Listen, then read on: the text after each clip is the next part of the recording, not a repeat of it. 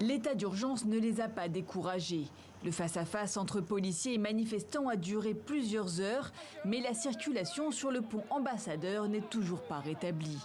La plupart des camions et véhicules qui barraient la route ont été déplacés, mais au 6e jour, plusieurs centaines de manifestants continuent de bloquer cet axe essentiel qui voit transiter plus d'un quart des échanges entre le Canada et les États-Unis. Ce n'est pas de l'insurrection ou du terrorisme.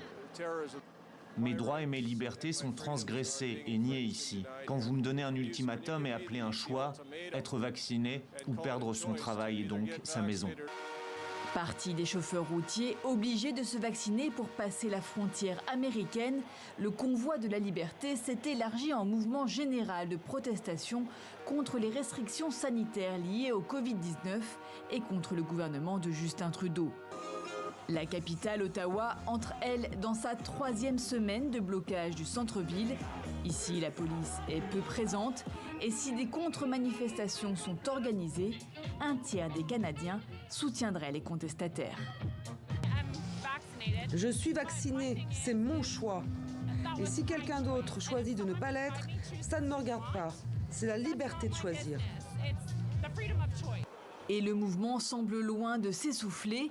Des manifestations et des blocages de postes frontaliers perturbent la vie du pays d'un océan à l'autre. 3 provinces ont déjà annoncé l'abandon du passeport vaccinal et du masque dans les prochaines semaines. Mais ni l'Ontario, berceau de la contestation, ni le Québec, qui sont les plus peuplés. Justin Trudeau affirme envisager tous les scénarios de sortie de crise.